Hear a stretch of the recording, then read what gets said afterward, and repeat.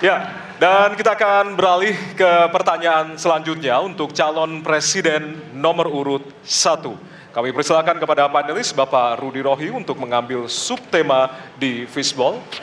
Kami persilakan Bapak.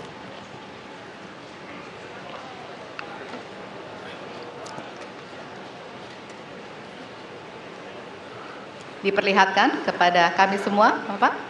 Apa? Baik, temanya adalah penguatan demokrasi. Baik.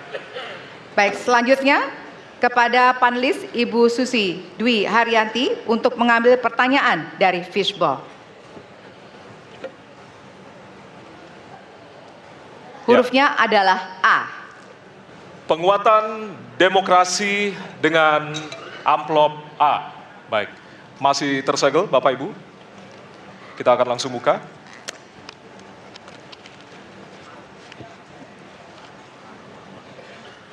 Salah satu pilar penting demokrasi adalah partai politik. Namun kepercayaan publik terhadap partai politik di Indonesia selalu rendah.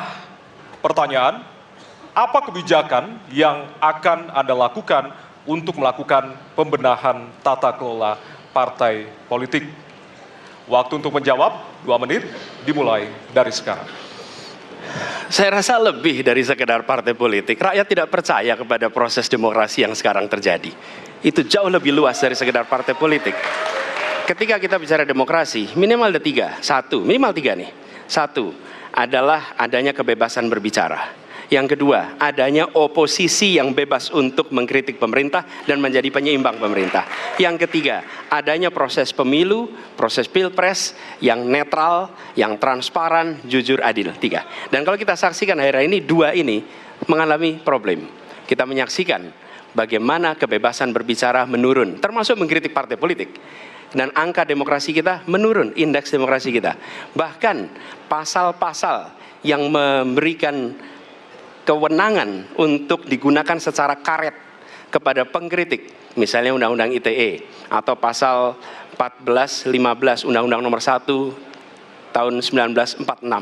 Itu semua membuat kebebasan berbicara menjadi terganggu. Yang kedua, oposisi. Kita saksikan minim sekali adanya oposisi selama ini.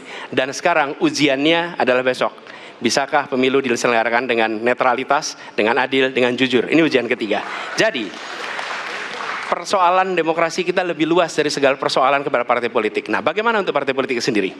Partai politik baru mengembalikan kepercayaan. Tapi di sini ada peran negara. Menurut saya salah satu masalah yang mendasar, partai politik ini memerlukan biaya. Dan biaya politik selama ini tidak pernah diperhatikan di dalam proses politik. Untuk kampanye, untuk operasional partai, semua ada biayanya. Sudah saatnya pembiayaan politik itu dihitung dengan benar, ada transparansi, sehingga rakyat pun melihat ini institusi yang bisa dipertanggungjawabkan. Jadi salah satu reformnya adalah reform pembiayaan politik oleh partai politik. Terima kasih. Baik.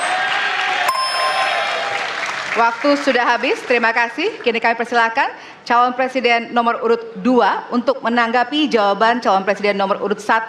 Waktunya 1 menit dimulai dari sekarang. Mas Anies.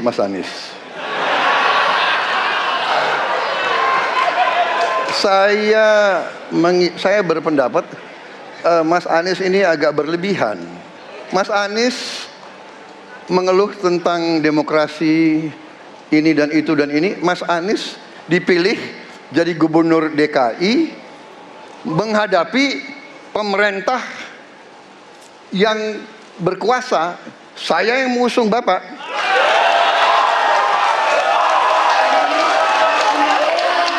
Kalau demokrasi kita tidak berjalan, tidak mungkin Anda jadi gubernur.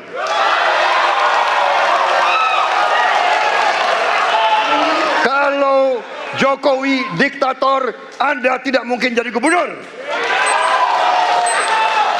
Saya waktu itu oposisi, Mas Anies. Anda ke rumah saya, kita oposisi, Anda terpilih. Waktu habis, Bapak. Harap tenang, Bapak Prabowo. Baik, para pendukung, kami mohon untuk tenang, para pendukung. Para pendukung, Baik. harap tenang. Kita akan lanjutkan dialog kita. Harap tenang, Hadirin harap tenang.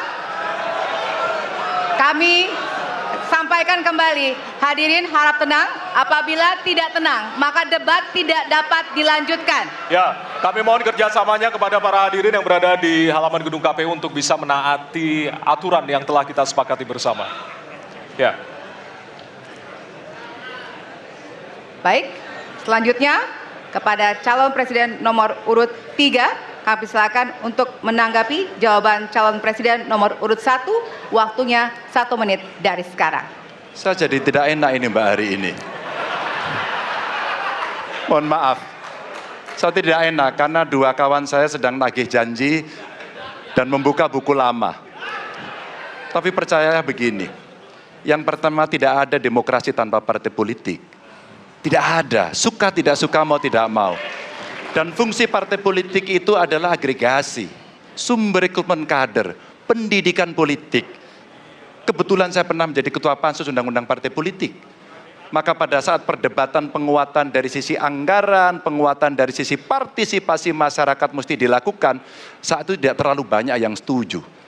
Maka Mas Anies, soal oposisi tidak oposisi, soal kepentingan saja kok. Kapan kita bertemu, kapan kita tidak bertemu, dan kemudian kita akan bersikap pada posisi masing-masing. Tapi yang penting, pendidikan politik kepada masyarakat itulah yang menjadi PR besar dari partai politik agar cepat dewasa. Oke, waktu Anda habis, Bapak. Ya, dan kita akan lanjutkan. Baik, kita akan lanjutkan debatnya, Bapak Ibu. Kita akan lanjutkan ke pertanyaan selanjutnya untuk calon presiden nomor urut 1.